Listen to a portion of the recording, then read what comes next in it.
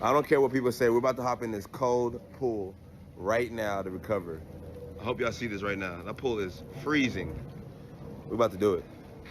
I don't know why we're about to do it, but we got to do it. We got to recover. Here we go. Holy shit. Yo, my man is crazy. Woo!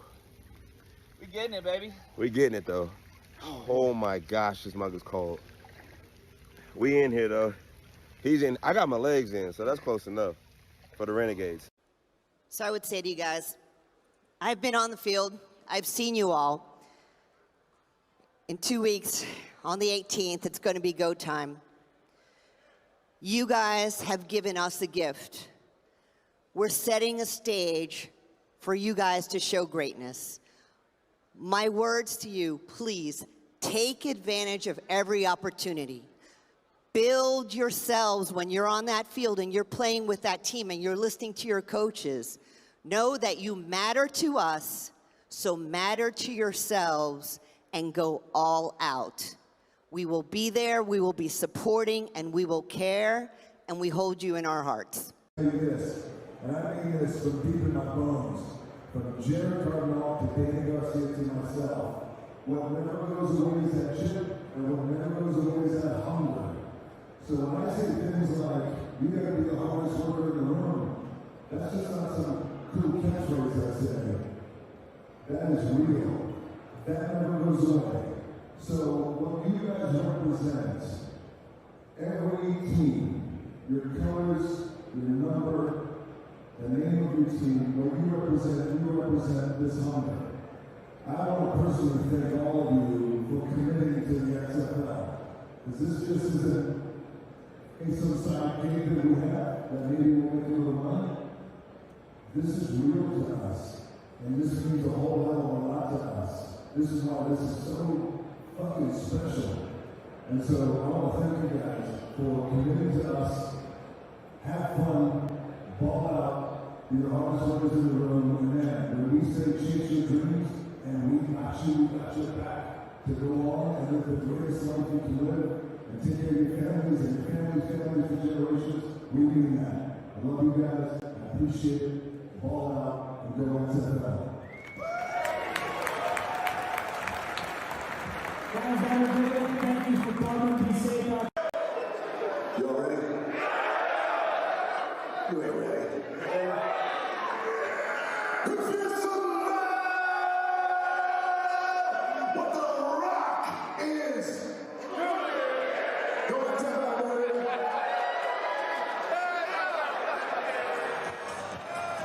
What's good? Hey! Yeah! Go, baby!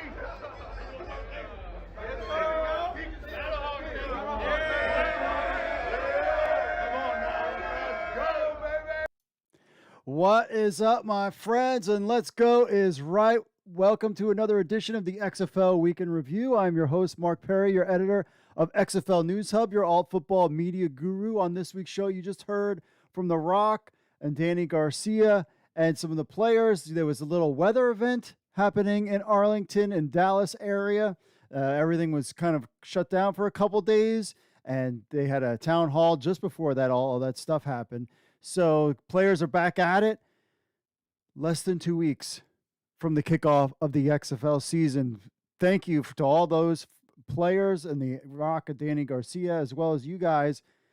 We've been doing this since 2019, doing this podcast. We're almost next week's episode, the week before, basically preview week, game week, is going to be the 180th episode of the XFL Week in Review. 180 episode next week. On this week's show, we've got all the roster moves and trades.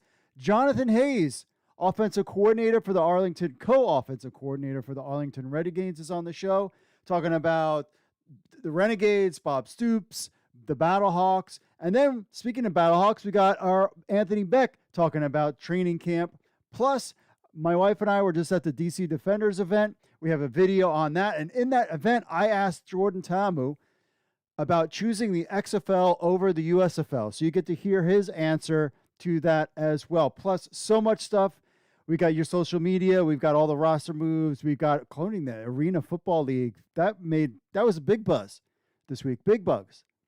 So if you like football, then like and subscribe to this channel. Smash the like button, and let's get to 60 likes. Plus, hit that notification bell to get alerted when we go live or we post new content.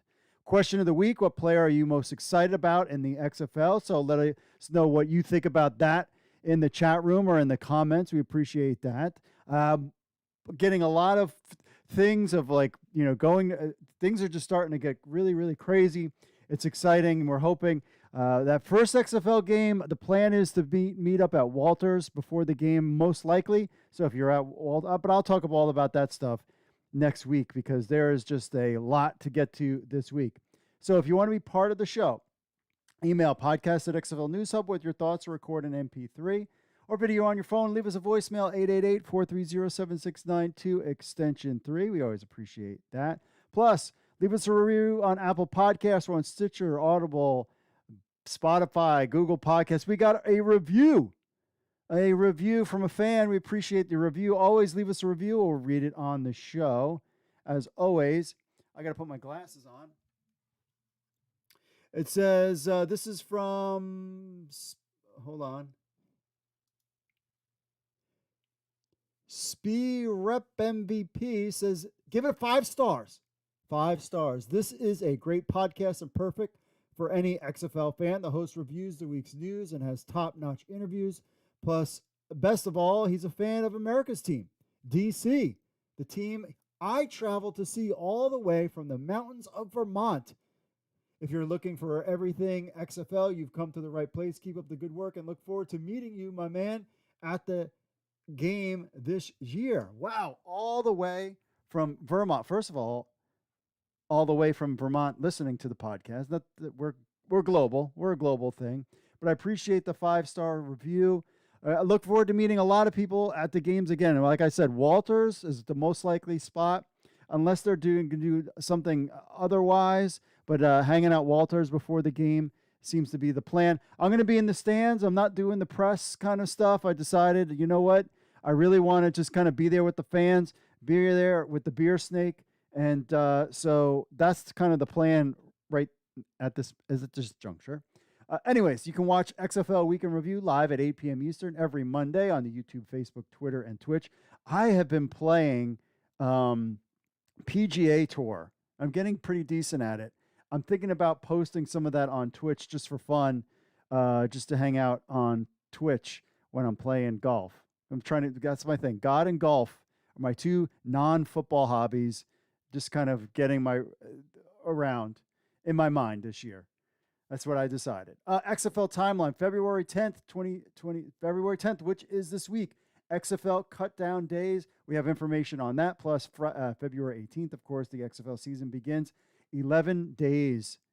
11 days, my friend. You know what's funny about looking at this screen thingy here? I remember when it was like 100 days. I remember when it was like 100 days. Could you believe it? We're 11 days out. So we've got the top 10 players from Pat Ruffino. We've got news. We've got roster stuff, and then we're going to take a commercial break, and then we'll hit all of the interviews that we got, and then your social media stuff. So, my friends, without further ado, folks, hold on, give me a break. Let's just get into the week that was. Oh, and what's up, everybody in the chat room? Who was the player you are most excited about? We want to hear from you. Drop it in the chat while we get going. So without further ado, folks, let's just get into the week that was the XFL.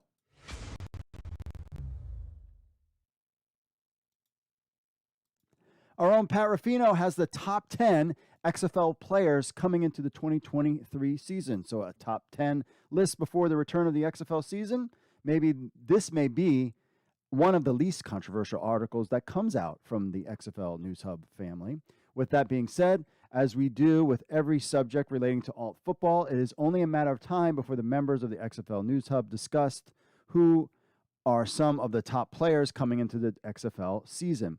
Like, of course, the way too early QB rankings that you all loved before. So here we go. Pat Ruffino and the stem of the staff at XFL News Hub's top 10 players coming to the XFL in the 2023 season. Number 10, Jordan McRae, center, San Antonio Brahmas. McRae is a seasoned veteran of all things alt football, playing in the NFL, AFL, AAF, XFL, IFL, USFL, and now back to the XFL 3.0.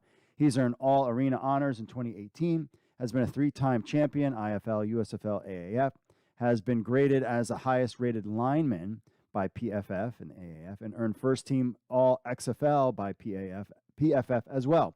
Wherever McRae has went, he's succeeded and accomplished great things, so it's only fitting that the 30-year-old center comes into 2023 as a top 10 player based off his pedigree. Number 9, Cameron Hunt, offensive guard, Arlington Renegades. Hunt comes to the XFL after a all USFL performance for the championship Birmingham Stallions. After bouncing around the NFL since 2017, Hunt reunites with offensive line coach Jonathan Himbach and is primed to continue his dominance in his second alt football season. Number 8, Garrett McGinn, offensive guard, Arlington Renegades. He is another all-USFL player, now joining Jonathan Himbach in Arlington. Veteran of 2 NFL games, McGinn is a fringe NFL player who only looks to improve in his second alt football season like Cameron Hunt.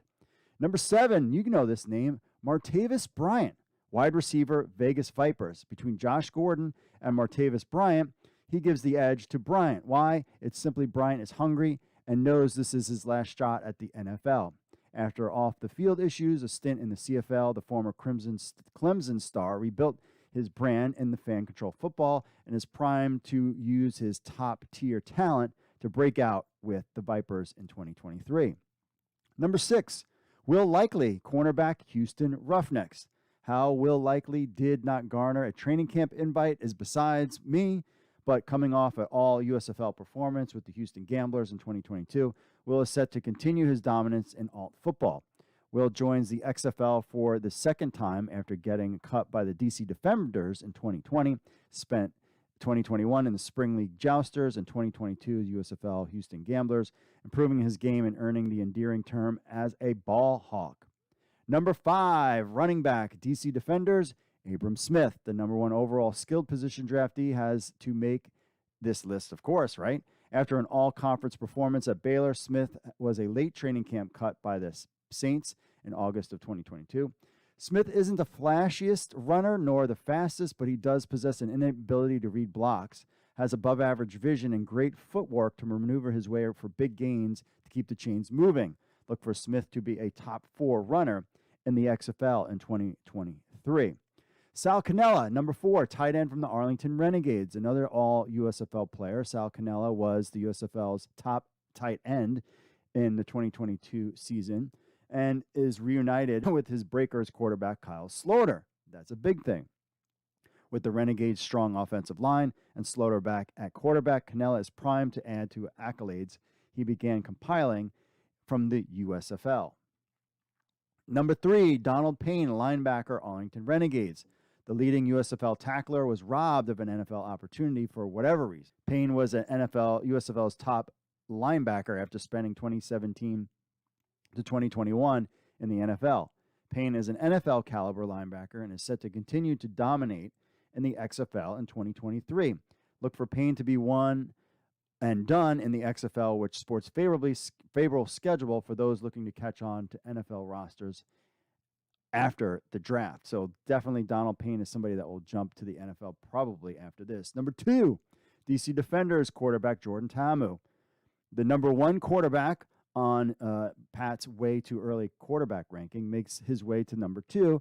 Ta'amu's rushing ability adds to his worth, and he's been a top 10 rusher in both the USFL and XFL in his first 2 alt football seasons. Primed with weapons and a solid running back room, Ta'amu is set to earn all XFL team nod and be one of the league's stars. Number 1, Marcel Aitman, wide receiver, St. Louis Battlehawks. A bit of wild card, but Pat says he might be a little biased. After talking with Coach Anthony Beck via Zoom, the conversation regarding receivers was centered around Aitman, not the fastest guy in the league, but Aitman is able to win consistent catches consistently and looks to be Beck's number 1 receiver for 2023. Aitman also brings a lot of NFL experience and will benefit from the experience and leadership of A.J. McCarron under center throughout the XFL season. So with over just 2 weeks left until opening kickoff. We will see if these predictions hold some weight during the season. Moving forward, the staff at XFL News Hub would love to know your thoughts and if we missed somebody on this list. So make sure you leave us a comment or anywhere on social media. So let's go back to the top 10 list one more time. A lot of former USFL guys. So number 10, Jordan McRae, center, San Antonio Brahmas. Number 9, Cameron Hunt, offensive guard, Arlington Renegades. Number 8, Garrett McGinn, offensive guard, Arlington Renegades. Number 7, Martavis Bryant, wide receiver, Vegas Vipers. Number 6, Will Likely, cornerback, Houston Roughnecks. Number 5, Abram Smith, running back, DC Defenders. Number 4, Sal Cannella, tight end, Arlington Renegades. Number 3, Donald Payne, linebacker, Arlington Renegades. Number 2, Jordan Tammuz, quarterback, America's team, DC Defenders. And number 1, Marcel Aitman, wide receiver, St. Louis Battlehawks. Let us know who you think should be on this list and if you would change things around in the comments.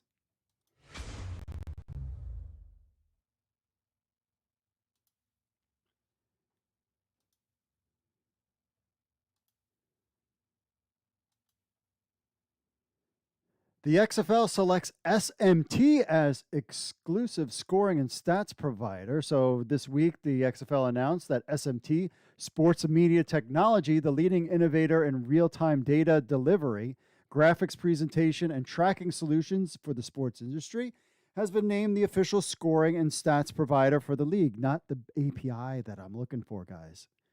SMT will provide a customized version of QB Stat, its proven solution for providing real-time football stats to accommodate XFL-specific rules and operational differences. SMT's proprietary Oasis data and video platform used by the NHL and other professional sports leagues will allow XFL to maintain, administer, and manage centralized control over all phases of its data and video.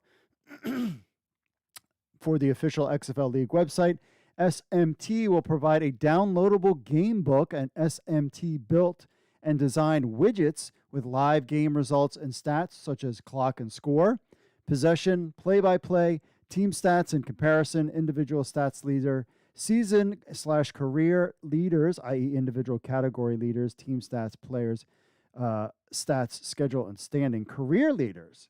That's cool. You think I wonder they're not going to bring in the 5 games data for that. SMT production teams will be stationed at every XFL game, with on-field scoring teams and QB Stat and Oasis operators working in production trucks. Other SMT operators will work from SMT's remote Rooster production studio, providing the XFL broadcast partner with an enhanced feed. Quote, the SMT's stat and scoring systems fans will enjoy access to engaging real-time data visualizations that allow the XFL's quickly developing storylines to be told in dynamic ways, enhancing the fan experience and advancing the game. Interesting, says Scott Harneman, Senior Vice President of Technology for the XFL. Staying within SMT's decades-long tradition of providing cutting-edge football technology, all collaboration with XFL has resulted in customized real-time stats and scoring platforms built around XFL's rules innovations that promote faster pace, fan-forward games, says Gerald H. Hall, SMT founder and CEO. So there you have this data provider. It looks like it's more like on-screen during the game stuff, not like API stuff that I need for fantasy football. But another partner with the XFL as we're rolling out towards the 2023 kickoff in just 11 days.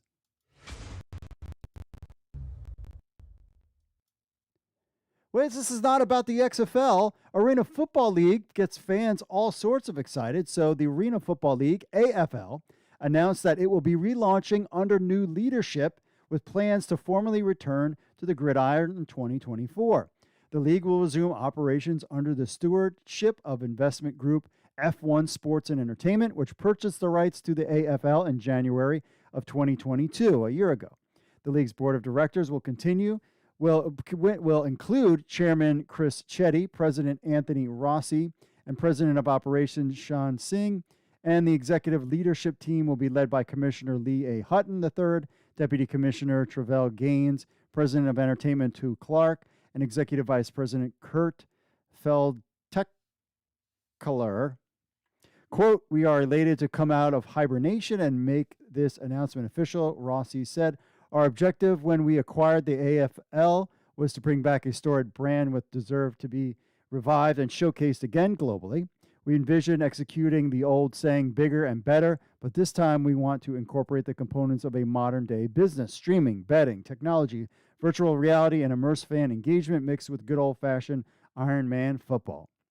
The relaunch of the AFL first started with assembling a respective executive and advisory team.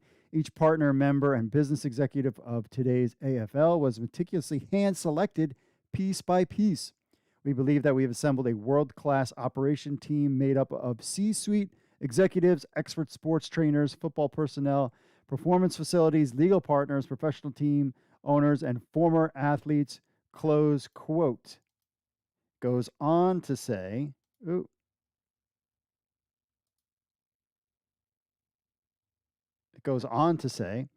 Hutton's appointment as AFL commissioner has significant historical implications, considering that he will become the first black commissioner to spearhead a professional sports league in the United States. That is not true. See Fan Control Football. Served as an attorney that has represented both Fortune 500 companies as well as athletes, celebrities, and artists in contract negotiations. Over the course of his career, Hutton has worked on high-profile cases ranging from NFL concussion litigation to NCAA NIL legal cases. Quote, "The Arena Football League brand has always sat as the promontory of indoor football by offering gridiron entertainment, fast action, and iron-tough athletes in conjunction with delivering a family fan experience that uniquely engages the pigskin enthusiast," Hutton said. "Ultimately, the professional sports brand speaks for itself and is proud to announce we are back." Under Hutton's leadership, the AFL will launch with 16 teams that will play 10 regular season games before postseason play, just like the XFL. Our commitment to deliver a professional sports event every week indoors on the shoulder of the summer season when the world craves entertainment and competition, Chetty says. We aim to produce a family-friendly yet equally electric atmosphere for our committed fans. As chairman, my objective will be to change the culture of professional sports ownership, and it is with great confidence that I state, from the owners to the players, we will be the most racially diverse professional sports league in the world. Cool. The most radically diverse sports, sorry. The AFL has an iconic legacy of 30-plus years, and we plan to honor that history, Gaines said. We will bring teams to markets that previously boasted AFL franchises and engage with the rabid fan bases that supported our brand of football.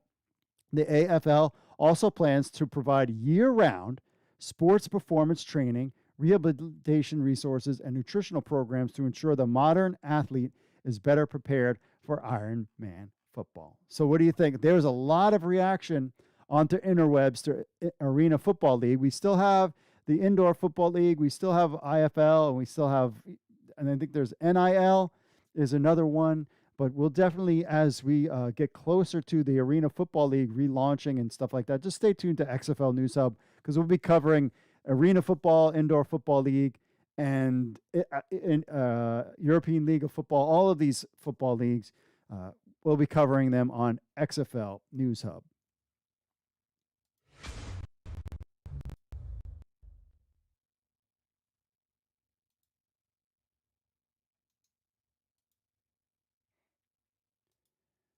All right, let's go through bunch of roster changes as we get towards the February 10th cut-down day.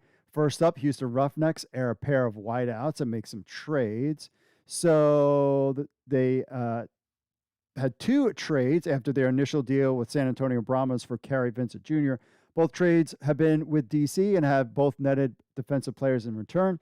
The first trade saw offensive lineman Sam Cooper headed up north in exchange for linebacker Calp Bryce. Second trade resulted in Takaris Tisdale, defensive end, swapped for defensive tackle Josh Avery.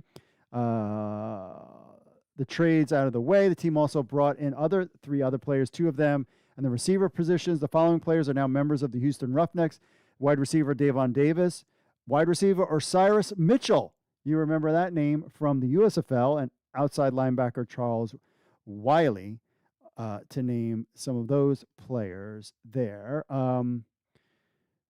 Austin Edwards and Derek Robinson, both defensive linemen, are no longer listed on an active roster. Tight end turned offensive lineman James Stanley has now been on the reserve list and was first placed their list alongside Ellis Brooks. So there are some changes there. Brahmas released 2 players as the season draw near. Wide receiver Terry Wright and tight end Darrell Daniels. Let's see. Arlington Renegades released defensive back Dontello Brown. Brahmas re-signed DB Sean Williams Jr. They also released some players, too. He will fill a spot. Williams was drafted by the Brahmas in the XFL supplemental draft, but needed approval from the United States Navy in order to sign him. That's interesting. Battlehawks made some moves this week. They have signed 2019 fifth-round pick DB Jordan Miller, released offensive lineman J. Jackson Williams. Bryce Watts is headed to the Renegades in a trade. That also happened. They also released DB Evans Fields, and that is with the Battlehawks. DC Defenders placed Katie Cannon on IRR, signed Josh Malone, defensive tackle Corian Reed, and long snapper Brett Diogardi to the team. Renegades add tight end Nate Becker. Renegades also cut 3 players and adding 1 to their roster. So Bryce Watts is headed to the Renegades. We talked about that. Let's see what else here.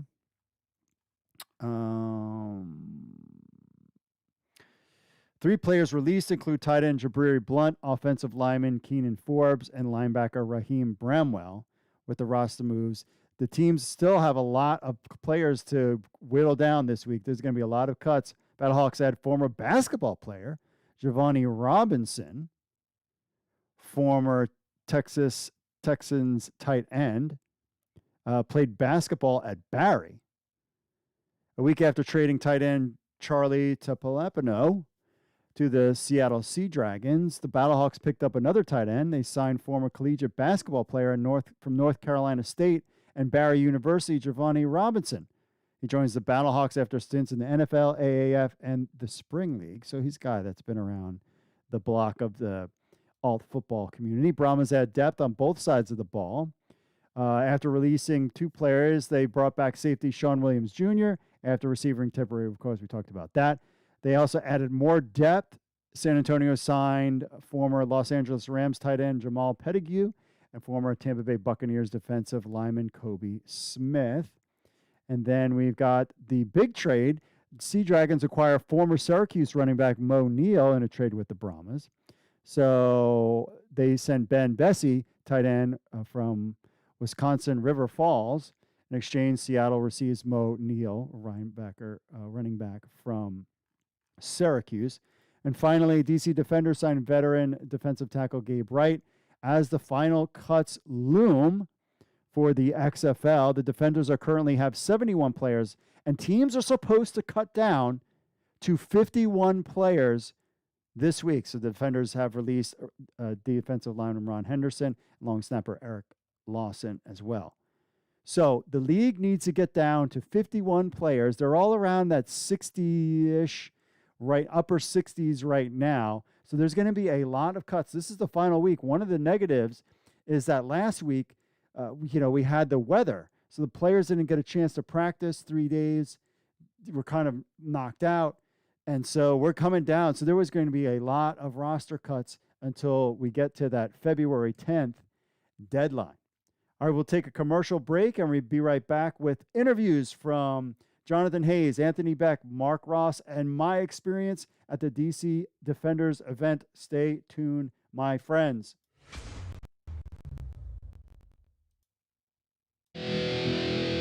What's up, XFL Army? If you're a fan of the XFL News Hub and you have a telephone, which I know all of you do because you're sitting there playing on your phones all the time, then why not download the XFL News Hub app? That's right, it's on iTunes. It's on Android. We have an Android version and an iPhone version of the XFL News Hub app. So what do you get? You get the latest news from XFL News Hub, the premier source of XFL news in the universe. Plus, you get push notifications when we have breaking news. You will be the first to know. You can leave a comment on some of the news right from your phone. Plus, you get this podcast on your phone as well. Remember, you can leave us reviews on the Google Play Store or iTunes. It links to other social media, our other social media accounts, and so much more. Be in the know. I know you're on your phones. People are on their phones all the time. They never get off their phones. So why not just download the XFL News Hub app on your Android or iPhone today? All you need to do is go to the Google Play Store or iTunes and just type in XFL News Hub. That's XFL News Hub. Download our app on your phone today.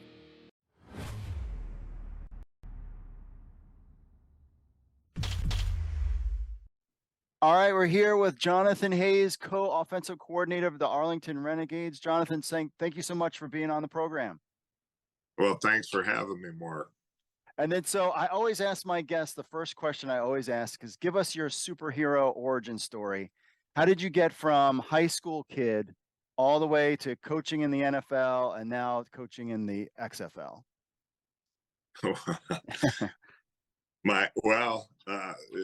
It was a long road. Of course, you know, I went to University of Iowa, played there for legendary coach Hayden Fry. From there, I played in the NFL for 12 years. Played for two legendary coaches in the NFL, and Bill Cowher and Marty Schottenheimer. And then after I retired from playing, Bob Stoops and I had stayed in touch. We were teammates at Iowa, and we always stayed in touch. He'd come to town when he would recruit, and we'd go out and get dinner or have a drink or something, or I'd have him over to Arrowhead for practice so he could watch practice because he's a young coach trying to learn his trade. And so we always stayed in touch. And then when I retired, he had an opportunity to go coach at University of, Oklahoma. And once he got that opportunity, he asked me if I'd like to be on his first staff. And I said, I'd love the opportunity. And that's how I ended up there for 4 years. And fortunately for us, in our second year at Oklahoma, we won a national championship. Then Marvin Lewis got an opportunity to become a head coach at Cincinnati Bengals, and Marvin and I grew up together. We knew each other. When I was playing for the Steelers, he was the linebacker coach, and he saw how I worked with younger players, always trying to teach them and help them learn the system and that. And so he asked me if I could come join him at Cincinnati. And at the time, you know, Cincinnati had been struggling quite a bit. When we got there, they were 2-14. Our first year there, we went 8-8. Our second year, we went 8-8, and then the third year, I want to say we went like 13-3 or something to that effect, with Carson Palmer as our quarterback, and he got hurt in a playoff game, and the Steelers end up table going to a Super Bowl. But within the time we were there, we were able to go to, I want to say it was 7 playoff appearances. Unfortunately, we didn't win one, but I think, you know, we played a big role in setting the foundation for where they are now. And, you know, Marvin, being from the outside, never had been working for Cincinnati, he showed them that there's different ways, other ways that you can do things to be successful. So then from there, when Zach came in, I was not retained And I got a great opportunity. Jim Haslett asked me if I wanted to go be his offensive coordinator at St. Louis. And then Jim had to have surgery. And so Jim pushed me to Oliver and said, you really need to interview this guy. I need to talk to him because he would be great. And what if it wasn't for Jim Haslett and Oliver Luck believing in what Jim was telling them, I never would have got to sit down and interview for a job. And it took, it's unlike today where, these guys rise to stardom quickly as coaches. Also, I had paid my dues. I had gone through, I was Bobby's special teams coordinator in college and helped put a lot of the game plan together all the time when I was there, and same in Cincinnati. And Marvin would teach us, and I had college interviews to be head coaches when I was with him. But, Marvin really taught us how he put it all together. And so, I was fortunate enough, and we had a great sit down meal, Oliver and my wife and I. And when we got up from the meal, Oliver said, it's your job that if you want it. And so I went home, talked with Chris, and it was a great experience for us. I had a lot of great coaches around me because fortunately for me, I had my brother Jay, who was our co-defense coordinator with Tim Lewis, who had also Jay had been a coordinator in the NFL and college special teams, and Timmy had been a defense coordinator for the Steelers, and then I had Chuck Long, who had been an offensive coordinator with me at Oklahoma, and then he became a head coach, and Timmy had been a head coach, and then I had Rick Minter on our staff, and he had been a head coach, and we had a great bunch of guys that really got it. Brian Braswell, who's now at Maryland, the offensive line coach, I asked him to come with us. He and I worked together at Cincinnati, and Reggie Davis, who'd been in the NFL and been in college, had coached all over the place. And I mean, I can go on, but we had a great group of coaches. And so it also helped to have those guys in the room when, I needed a question answered, or how would you go about it? What did you think on how to do those things? And it really helped me to be able to bounce it off guys that had done it. And so, and probably the most important part of all that is, you got to listen to the experience that's in the room. So that's how then the league folded because of COVID. And now here we are starting, I guess, I don't know if they're calling it 3.0 or what, but Bobby asked me after they found out they weren't going to bring me back to St. Louis. He said, hey, you did such a great job in 2.0. You guys put it on us pretty good. And things you guys were doing and the ideas you've shown that I'd love to have you as my coordinator. So I was happy to come and get some of the band back together.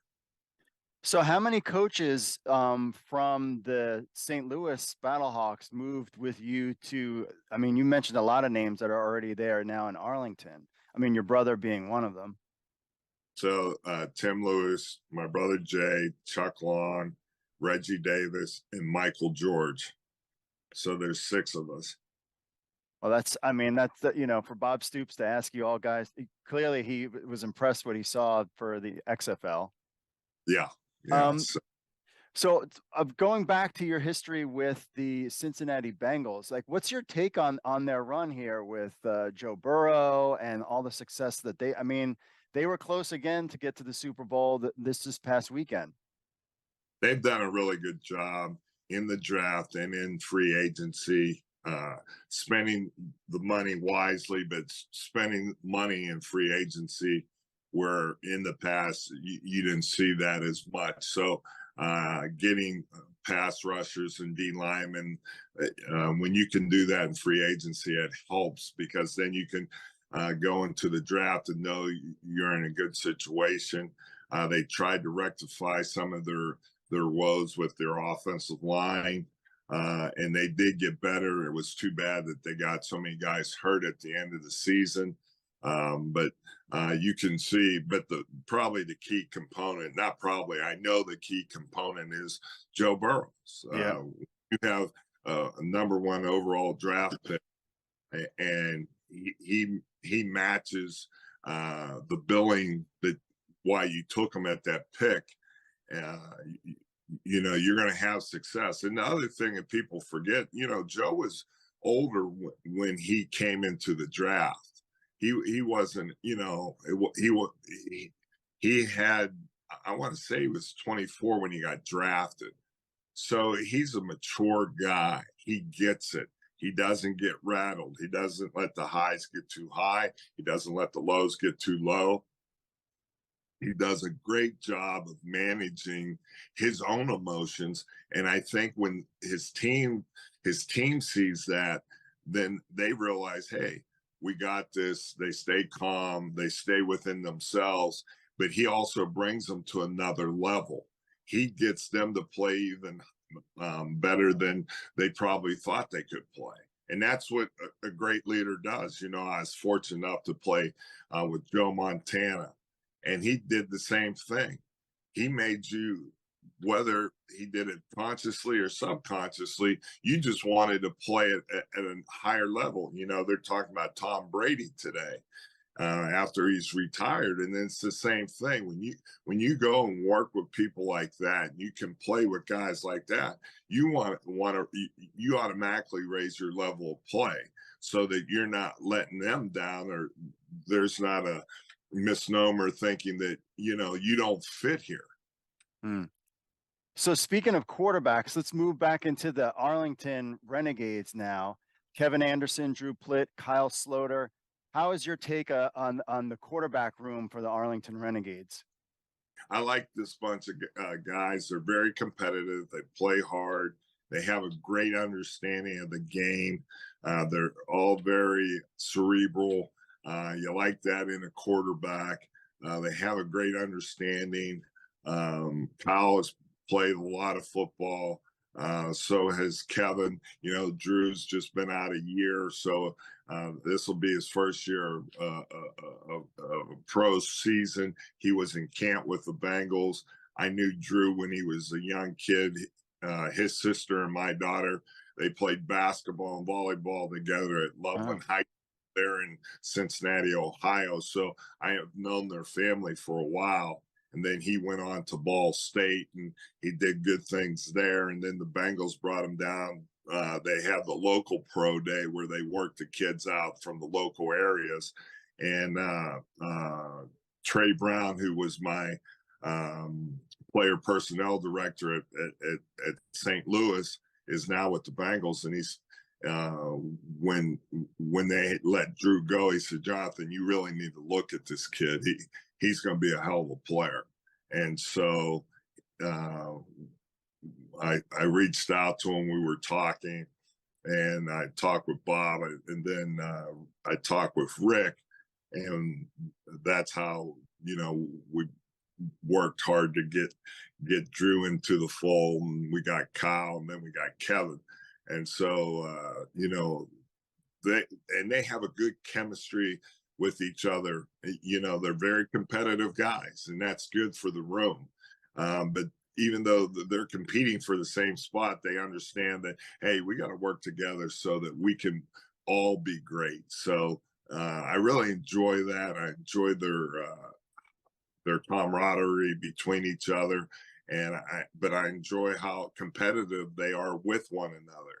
And see them down there doing special teams during the barrel throw, where they're trying to throw balls into the garbage can, and it gets pretty heated. So that's fun to watch, and it's good to see.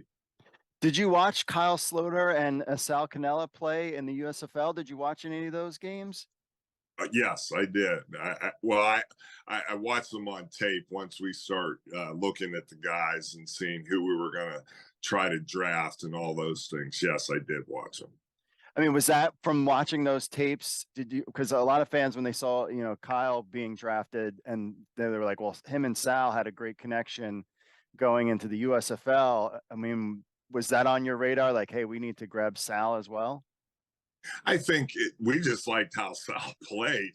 I think along with some other people, we knew what a good player he was, and we just wanted to make sure if we had an opportunity that we could get him.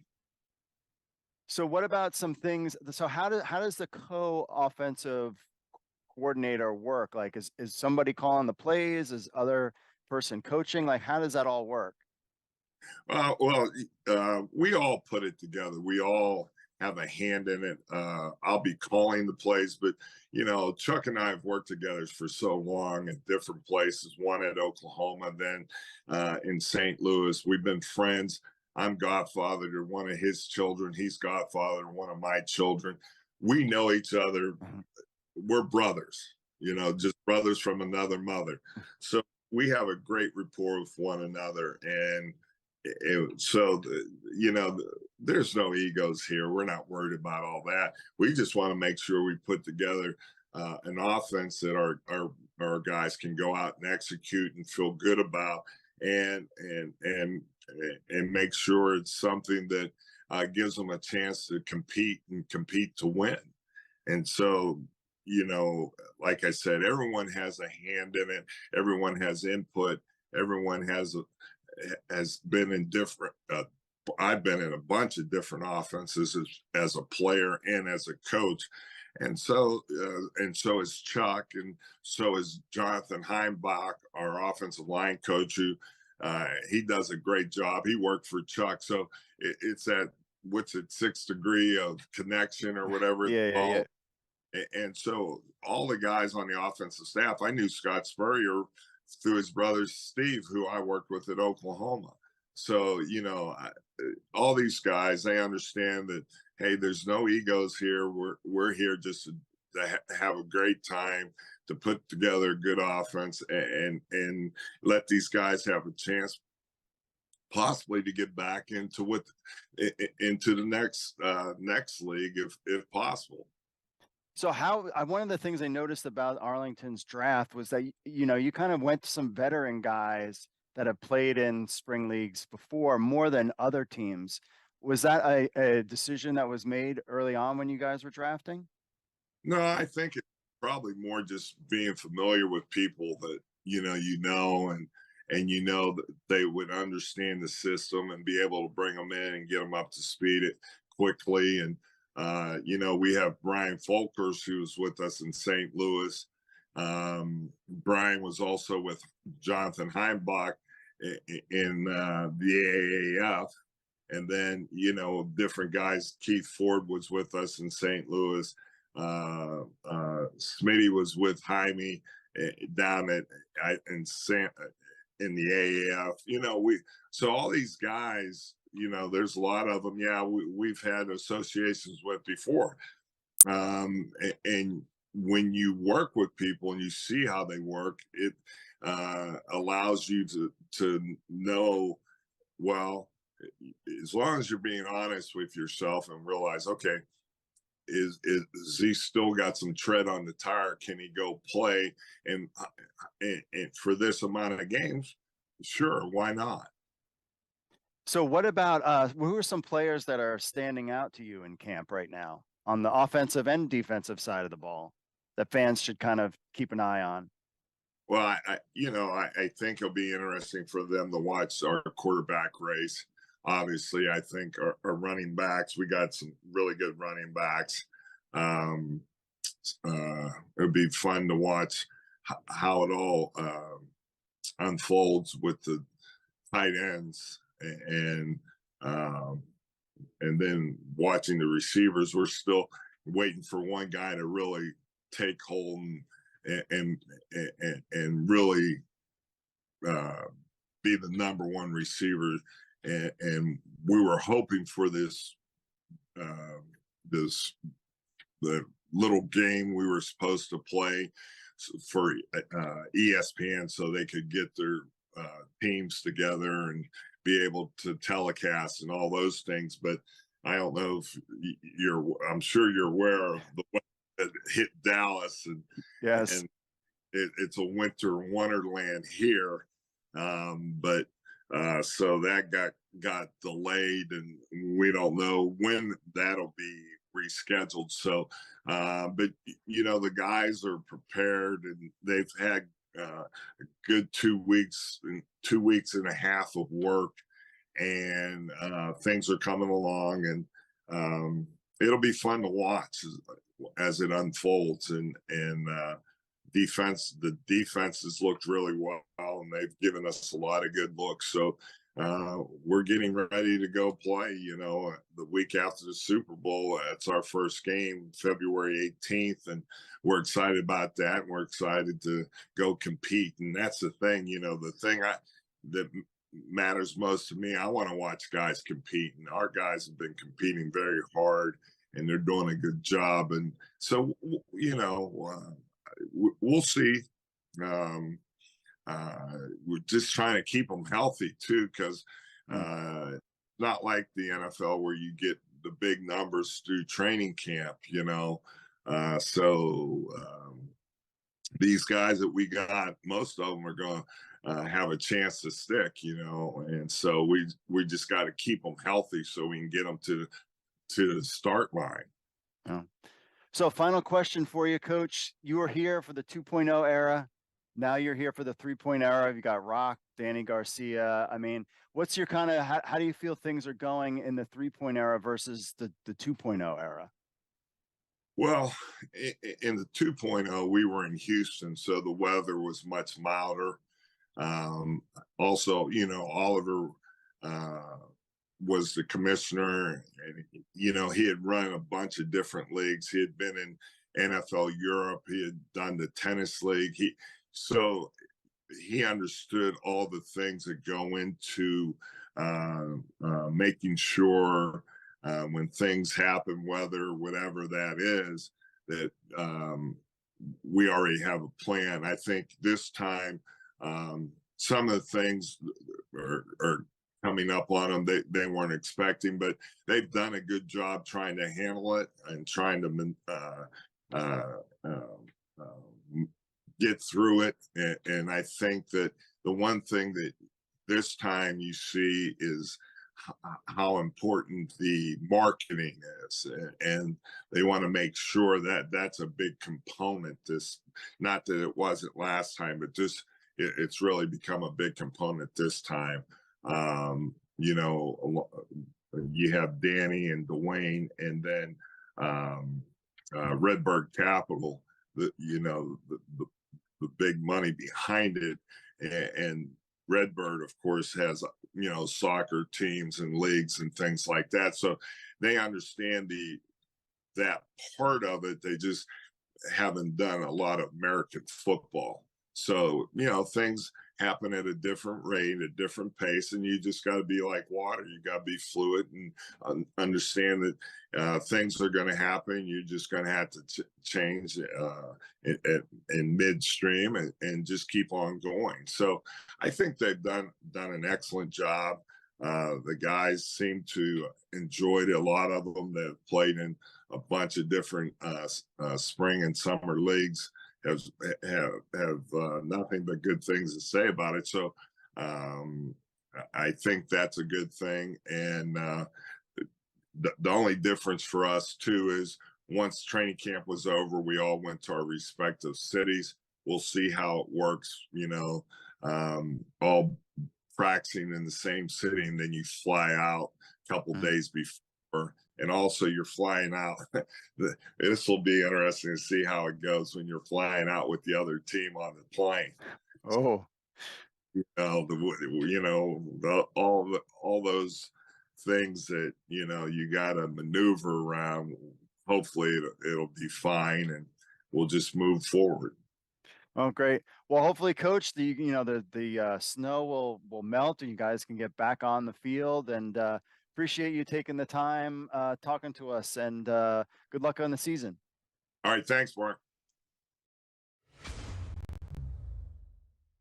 Camp, is going really well. Our guys are working hard. The tempo, the culture is starting to build.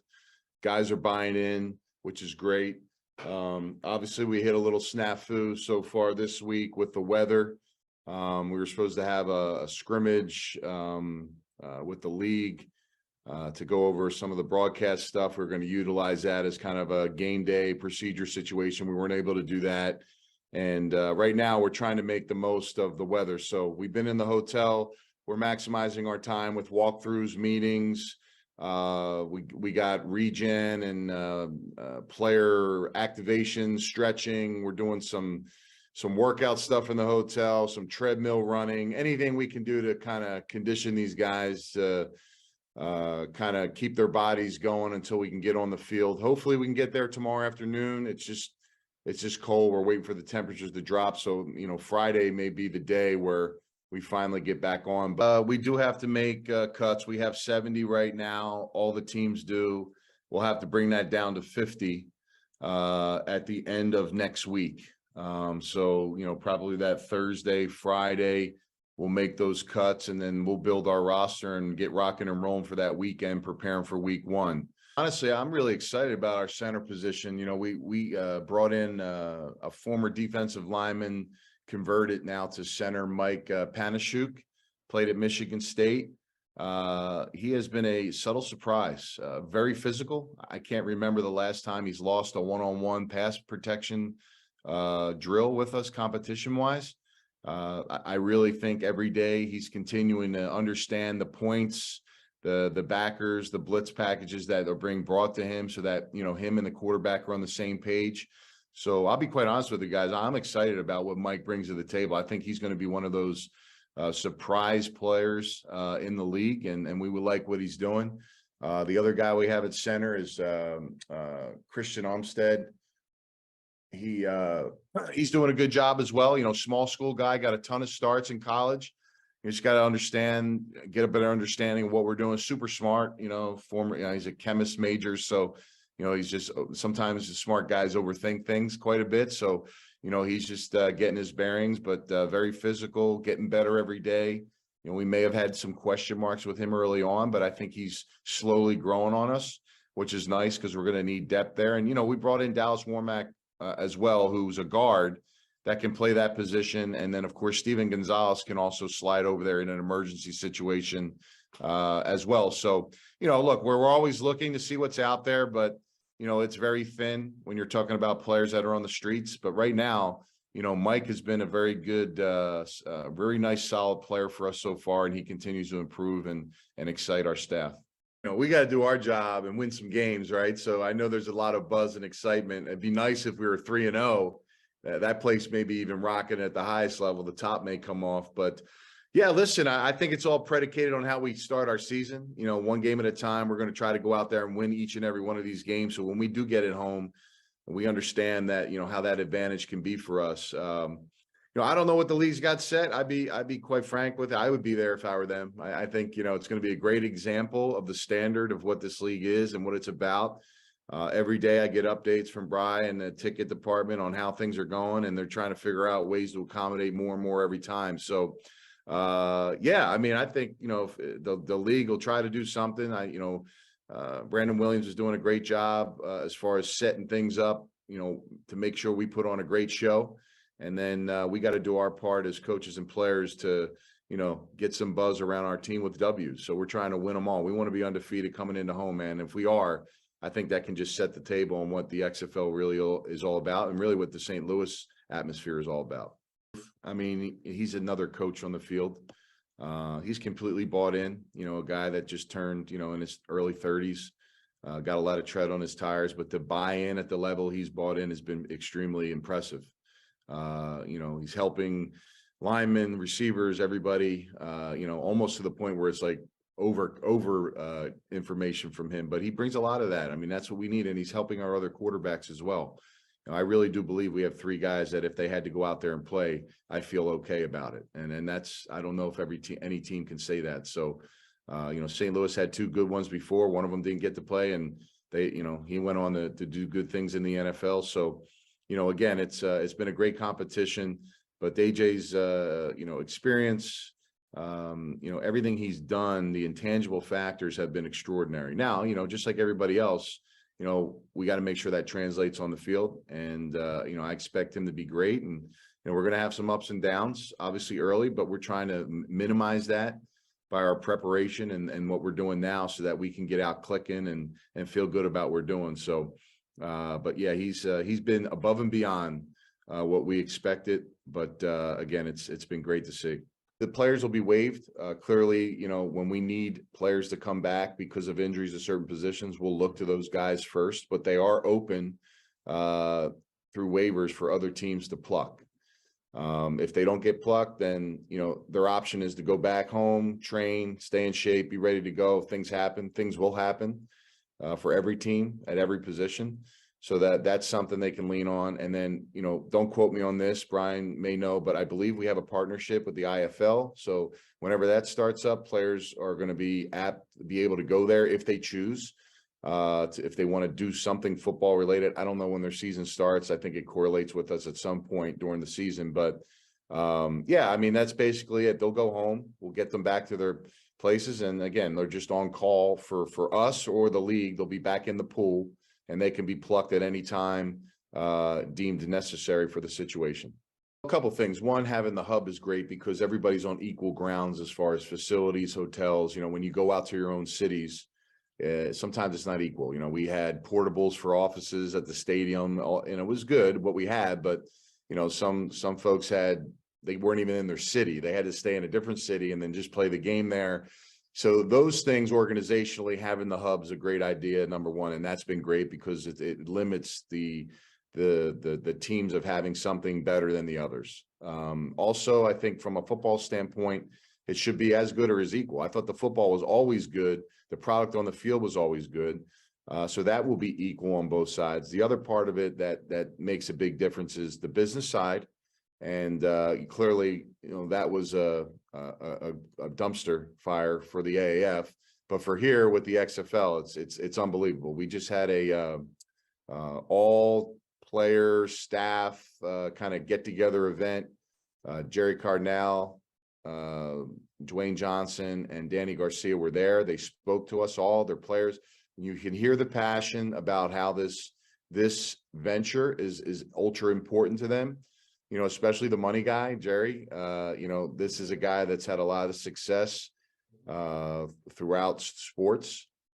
He's got, a ton of assets behind him. And the way he speaks is almost as if this is, a chip on his shoulder to make this thing take off and become something bigger than it already is. So that needs to be in place. And if it is, that will make it work. So those are the two differences, that I see that are vitally important, that are on a positive side for this league. But the football stuff, guys, I mean, it's going to be good. The product will be good. We got really good quarterbacks. We got good quarterbacks personally, so at least we know our product will be good. But again, it's going to take us some time. What team can kind of put it together early enough? When you're talking about building something from the ground up, having a month of practice, going through a week of freezing rain, can't do anything. The staffs and the players that can manage that and handle that'll show up week one. And for us, the good thing about us, at least our practices, and I can't speak for other teams, we've had some live physical practices throughout the early part and into January where we got really good evaluation on what guys could do, where some guys and some teams were leaning on some of that stuff being done this week and the scrimmage stuff. So we feel good about, the intensity and what our defense can do. Can they tackle? We have film that we can pull up and feel good about. So, mentally, we can maybe advance ourselves during this time where maybe teams may not know what a few of their guys are going to be doing until week one.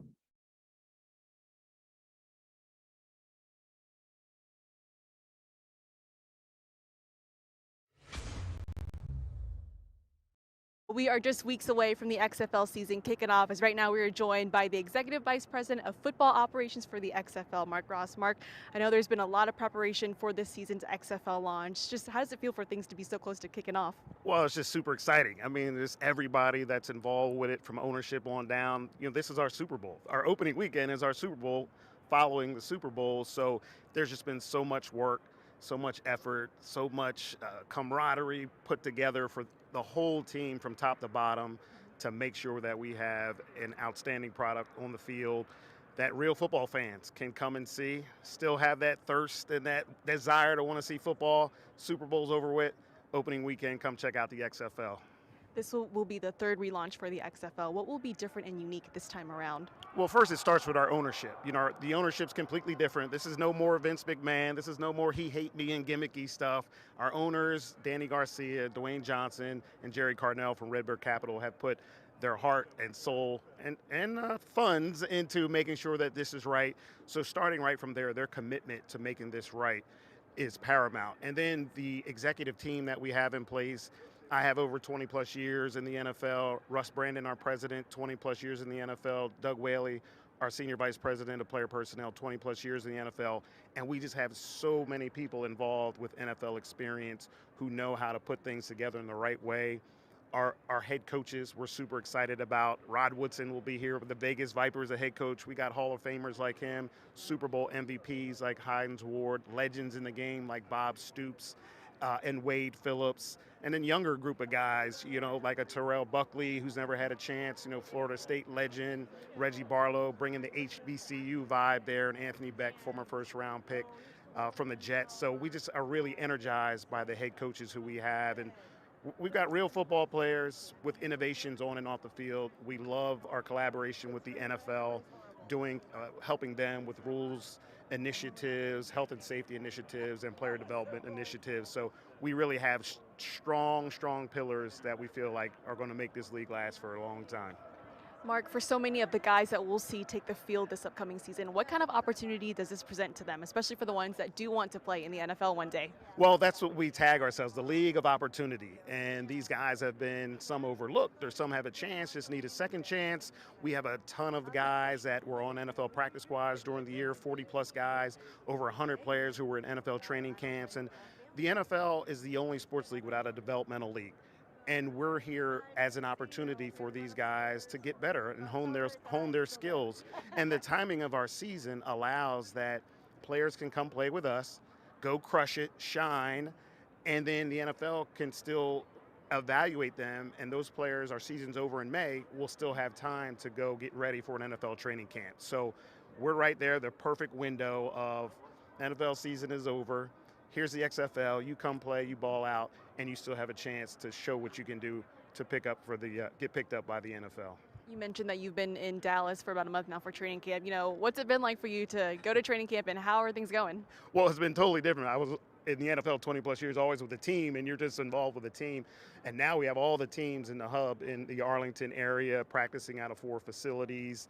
So, you know, all the teams are just super excited to be there. Grinding, working hard. For me, I'm doing a lot of problem solving, you know, putting out fires. So that's been a whole different skill set for me, always being involved with personnel now, taking on a whole lot of different avenues there, just making sure things run. But it's just an outstanding platform that we have with the hub model of all the teams there coming at it, collaborating together to make sure everybody is right for the season start. When you guys were looking at cities to expand to, why Las Vegas? Well, you know, it was huge for our ownership. Our ownership really wanted to have a team here. Of course, the excitement that Vegas brings, the new opportunities, the new teams that have been involved, you know, the world champion Aces. So it was really important for our ownership to be here, and we think this is just going to be an outstanding market to have. And fired up that head coach Rod Woodson, the former Hall of Famer, as I mentioned before, is leading the charge here. And it's just, you know, Vegas is outstanding and still up and coming. So we wanted to capitalize on that market. Lastly, when fans do attend an XFL game, you know, aside from the great on-field product, what else can they look forward to? Well, you're going to see access. We want to have this built up where fans have access and feel as if they're a part of what's going on. You know, head coaches mic'd up, players mic'd up, cameras in places they've never been before. You'll see the product on the field with rules innovations and doing things differently on the field as far as our kickoffs and punt rules and extra point rules and overtime rules. So you'll see a lot of, not gimmicky, but innovative rules changes that we can try real time in games that fans will, I think, like better than sort of traditional rules and style of play. So yeah, fast-paced football with a lot of innovations on and off the field. Less than a month until things kick off. A lot of fun coming your way. Thanks so much for the time, Mark. My pleasure. Thank you.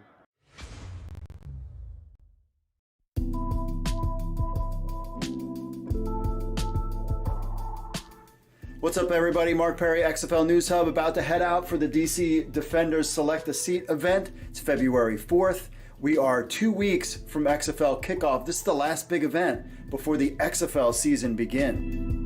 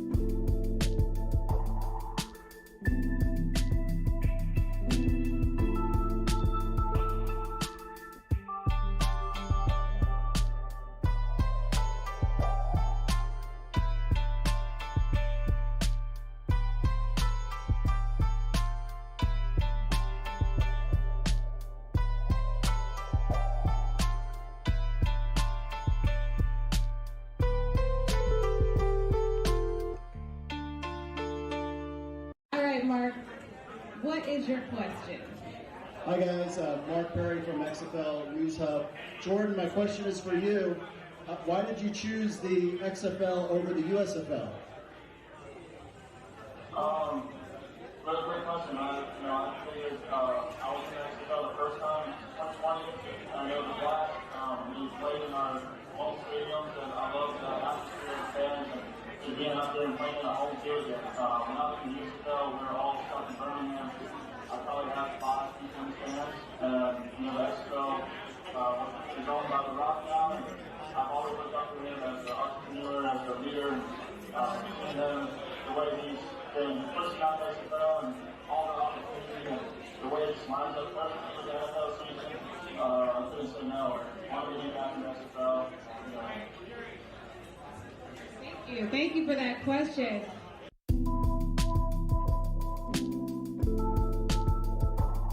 All right, that's a wrap.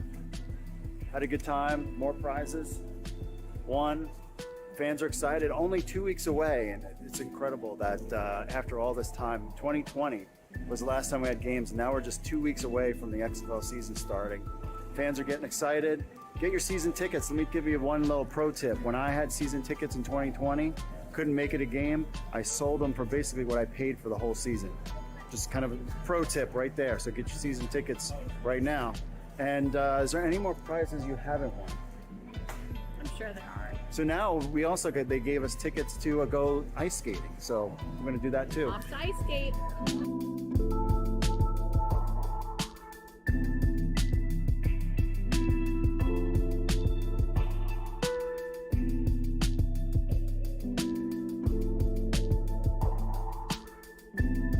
All right, we're on our ice skates. She's much better at this than me. Having a little ice skate after the DC event. You check out the nice hats we got. Look at those hats. They're nice and warm. They'll be perfect for the first game. Yeah, I'm one of those like little kids that are like looking terrible on here.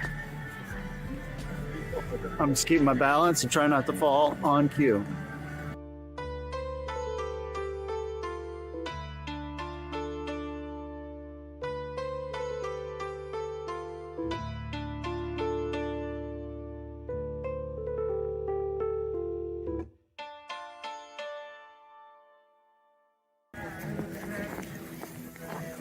Oh, now you got a cool move. Get out of here. Oh, now she's going backwards. Oh, yeah, fall. I'm not gonna fall.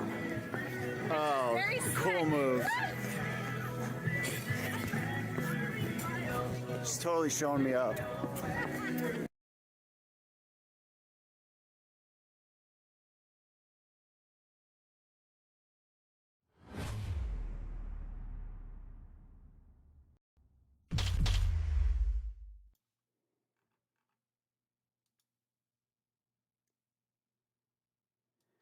All right, my friends, we are back. Lots of interviews, lots of interesting stuff. You heard from the DC Defenders event, Jordan Tamu basically saying time of year, being stuck in Birmingham, and The Rock is kind of those are the three reasons why he decided to go back to the XFL. And, heard from Jonathan Hayes talking about the Renegades, his relationship with Bob Stoops, mentioned the Battlehawks. Mark Ross talking about how the powers that be within the XFL, and it's something that Mike Mitchell has reported a lot about, that they wanted to have a team in Vegas. So he kind of reiterated that as well. Anthony Beck talking about players, that he's interested in and kind of what's going on with training camp there. So we appreciate Jonathan Hayes and all our guests on the show this week. We always like to bring on people to kind of give you an inside look at what's going on with the XFL. Speaking of inside look, let's go to our chat room. What's going on there? Philip's in the house. Gregory's in the house. Don is in the house. Loving Coach Hayes. Nate says, looking forward to opening night. Can't believe we're finally here. Looking forward to flying into DC for opening night. Let's go. All right, Nate. Walters seems to be the spot before the game. I'll also say, I was going to say something else. What was it? I was like, I have to mention.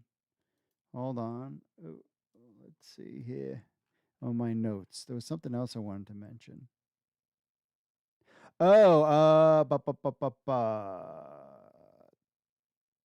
So Walters before the game, definitely stop by and say hello. Also, starting next week, we're going to go 2 episodes. That's right. We're going to have 2 episodes starting next week. We'll have kind of a recap, whatever the news, whatever's going on, post, that will be them. Thursday, we'll have a, pre-show talking about fantasy, DFS, all that good stuff. So that's on the horizons for next week and looking to lock in a couple good guests. Samuel says, are you going to have AFL News Hub yet? No, I don't think the interest is there to do an AFL site at this point. I think everything should be under XFL News Hub because hopefully the AFL makes a partnership with the XFL. They can kind of move, kind of like the IFL did. So we'll see. We'll see. I mean, if it ever got big, you never know. Don says Marquette King is the best. He brings passion and entertainment one hell of a leg. That's true. Who's Banging Sports Talk says, what's your favorite conference, North or South? Got to go with the North. And by the way, I'm a DC Defenders fan, but I like all the teams. I like all the teams. I want all of them to win. So I'll be kind of, you're a DC Defenders podcast. No. I'm an XFL podcast. I'm just a DC Defenders fan because they're America's team. Let's see. Paladin says, bring Tamu back to St. Louis. Sorry about your luck. He's ours now. Rookie at _X4 says, I know it's early to panic, but tickets for week 1 games are not being sold out. Where are you talking about? And I haven't heard anything about Vegas single game seat tickets just yet either. Philip says, I want to see Caleb Ellerby does. He will earn a QB1 for the Roughnecks. I haven't heard that name out there. Leroy Will Jones says, I can't wait until you start making predictions next week. Oh, yeah. That was big when I did it before. And so we're definitely packaging all up, especially with the gambling going on. And so, we'll have DFS picks. Also, we're looking for people that want to play fantasy football in our listener league. So message me, podcast at XFL News Hub, if you want to be in our listener league. Speaking of, that's on fantasy football. Let me bring that up in a second here. Where is it? So we've got fantasy football. So we're definitely looking for, where is it? Okay. On News Hub Fantasy, Some of the numbers I have for you for News Hub Fantasy. So yeah, if you want to play, be in part of our listener league, we want to do that. But we're also going to do DFS too as well. So we're going to have a DFS thing. You pay $5 on DraftKings, and then you can take people's money or take my money, however you want to do it. Also, I wanted to say about so for Fantasy News Hub Fantasy, leagues are forming now. You could join a league right now. Over 2,495 users. That's up from about 500 from just a week ago. And another 100 leagues were added. So now we're at 700 leagues. So there you have it. And I think we're having our writers draft this Wednesday as well. I forget what's going on there. So let's get back to the chat room real quick. DJ says Roughnecks in here. Chris, Roughnecks continue their win streak. Yeah, we'll see if they're going to keep that win streak going. Let's see. James says, I hope we get some small news tomorrow from the XFL because USFL is dropping their schedule. Yes, they are dropping their schedule. I do say that I've heard that there's going to be more announcements, some big announcements coming this week. So stay tuned for that. What exactly they are, I don't know. But I'm just saying that I've heard that there's still stuff that needs to get rolled out and talked about. So we will have that. Remember, the phone apps are out. XFL on iPhone and Android, they're on there. So you can go download that to your phone. So those are out. Really, I mean, it's just the DFS piece is the one, and the API. I really need to know what the API is. It would be very helpful. James also says, Mark, I'd love an update on ticket sales heading into kickoff. Maybe someone on the team can write it up. Right? No one's telling anything about ticket sales. I know St. Louis is killing it. San Antonio is doing well. Seattle, DC, Arlington, I think they're all like kind of where they want to be. I would say anything that I've heard has been Orlando has been a little on the lighter side. But all of them, for the most part, they're pretty happy. Let's see, what else?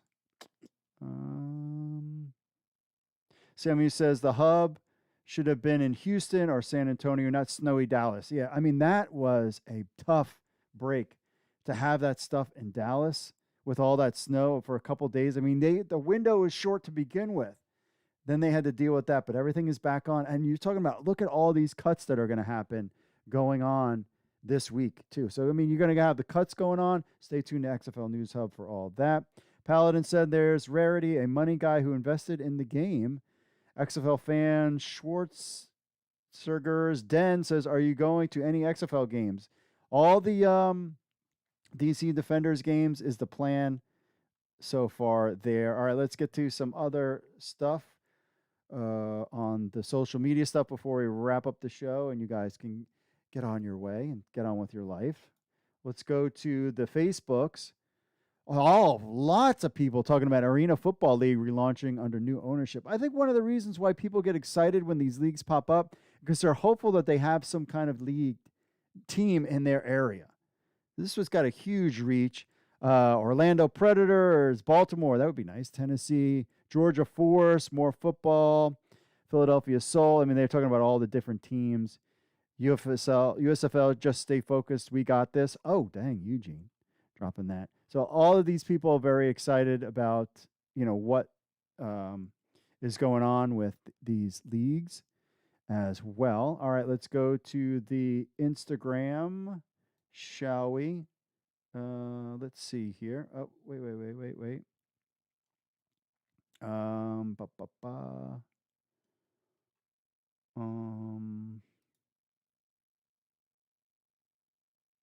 All right, there we go. Let's go on to the Instagram on the Instas. Talking about our question of the week. What player are you most excited about? Jordan Tamu and Willis, says Nick LarsXB. James says excited to watch the Vipers go undefeated. Griffinage _15 says Drew Plitt and Ryan Willis. Those are names that are out there that I've been here. Drew Plitt has been a name that's been out there. We're just going to have to see. Brian Scott is not out there on that, which was surprised a lot of us. On to the Twitter. Talking about the official XFL app is live on Google Play Store. And you could download it. I downloaded it today. Jeff says, and Apple as well. He's got there as well. So you can download the apps. About time. Nate says it's also back up on Apple Store. It's so clean looking too. I love it. Yes. We're working on an update to both of our apps as well, but spending a lot of money that I don't have to get this stuff out and about for y'all. Let's go to the YouTube real quick. Film Shaker Chris says Cyrus Speech remix video. Can you dig it? Cool. Why use Far Lane 5096 says, hey, Mark, hopefully you and your wife will come to the DC Defenders versus Orlando Guardians games. Okay, I can meet you one day. I would love to do that. Looked at the schedule. I'll be in Florida, but like in April, I would love to coordinate that with Orlando Guardians game, but we will find out. Well, everything is just kind of, let's just kind of see how it goes. Let's just see how it goes. Alexander Pearson 1259 says, good interview with Dean. I did have one question though. Could you, in theory, opt for the 4th and 15 from the 25 and then just punt? Is the offense required to attempt to gain the yards, or do they just have to use or do they just use it to not have to kick off normally? I think you would have to do a play. I know it sounds stupid, but imagine your team had an amazing punter, but your kickoff coverage seems a bit iffy. Would it be possible to be able to punt in the fourth quarter after a score? Interesting. I don't know. I'm sure they've figured it out. James Mesner says, I love the interview with Virtual Table CEO. Sounds like a very cool program. Way more expensive than just virtual trading cards or NFTs. Expansive, yes. That was a great, I enjoyed that interview because that got me excited. I was like, really cool. And Gregory Obey says, bring the XFL Pro Bowl to Honolulu, Hawaii. Yeah, I put on the Pro Bowl for about a whole 10 minutes, and I was like, this is not fun to watch. Yeah, and I think it's a good idea to do flag football. I think it shouldn't be a regular game because the players just, they make too much money. They can't get hurt. Like, it's just not worth doing it. But to do something, there's something to be worked there. And remember, the XFL's game, there's a week off between the playoffs and the championship game. Are they going to have something planned? We're just going to have to find out. Rob checking in says, talking about, he says, UFL commish was and still is a black man. Mike Hewley was the commissioner of the UFL, and black, double check to be sure.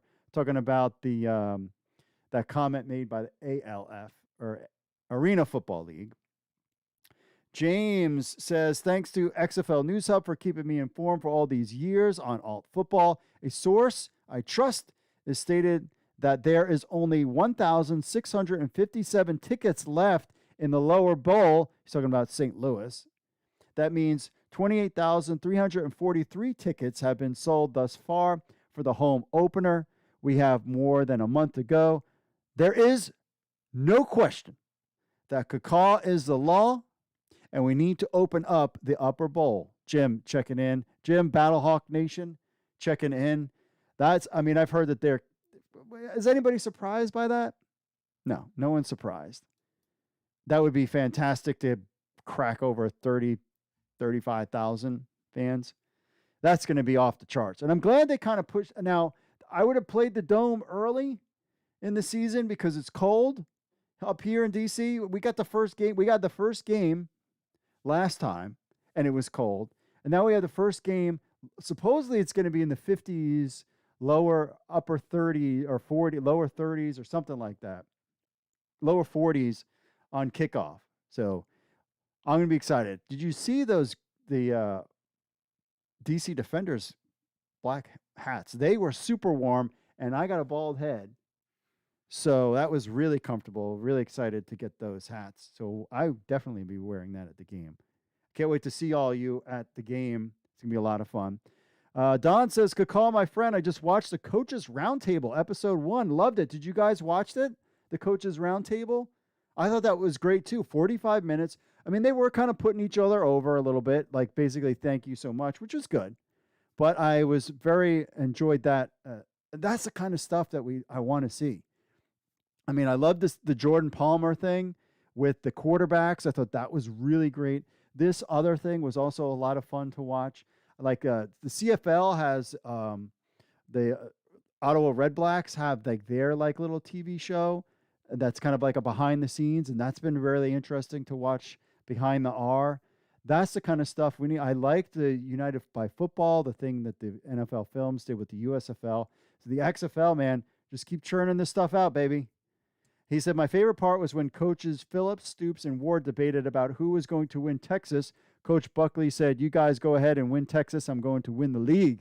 Yes, that was good. Looking forward to episode 2 with the real half of the league. Oh, yeah, it is. Good cause Alon. Don checking in as always, our good friend Don of the show. Appreciate you, my friend, as always.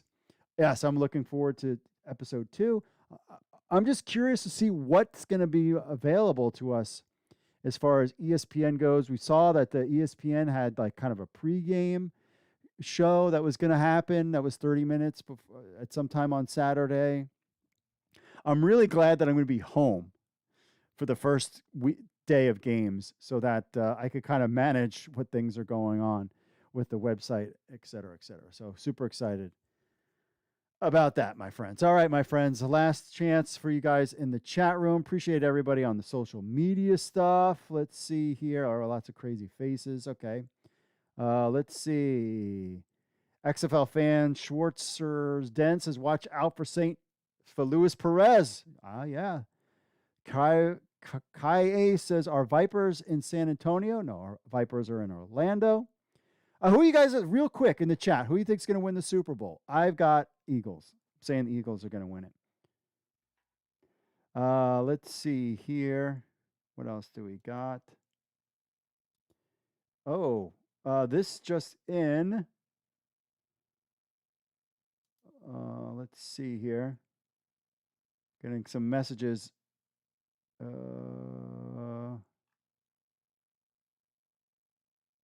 Ryan Willis got cut. Is that right? Ryan Willis cut from the Battlehawks, Avian Nation _junkie. Let's see.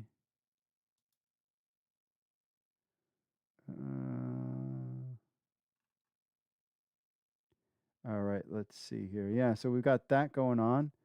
Ryan Willis cut. Yeah, we're working on that right now on XFL News Hub, really.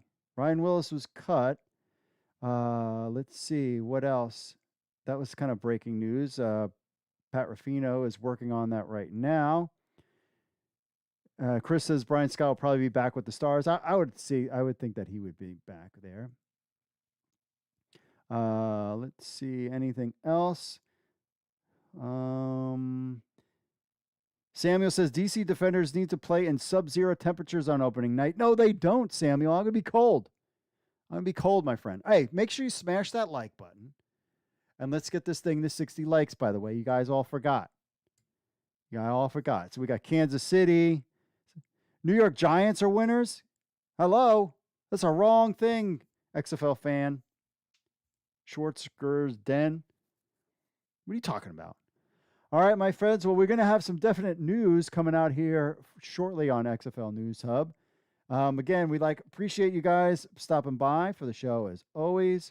Make sure if you want to be part of the show, email podcast@XFL News Hub with your thoughts. Record an MP3, leave 888-430-7692, extension 3. And remember, always leave us a review on Apple Podcasts. We'll read it on the show. We really appreciate it. Now is the time to drop those reviews, as well as and watch us live at 8 p.m. Eastern every Monday on the YouTube, Facebook, Twitter, and Twitch. As always, again, appreciate Jonathan Hayes for being on the show. You heard from Anthony Beck, Mark Ross, our DC Defenders event. Friends, this is it. Next week, when we are together again, the season begins. Shout out to all the OGs out there that have been through the whole time. 180 episodes of the XFL Week in Review, and only 5 of those episodes actually had to do with games being played. 5 of the 180 episodes starting next week. Next week will be number 6. Number 6 episode is awesome. Oh, make sure we got Alt Football on Reddit. You can subscribe to that as well. We're looking for somebody. If you're one of these logo designers, we need an Alt Football logo for our Reddit community, by the way. We're kind of missing out on that. And a thing. So if you want to check that out, is to hit me up, Mark, or the podcast at XFL News Hub. All right, my friends, that's it for me, folks. As always, God bless. Mahalo. It all begins next week, and I will see you all later.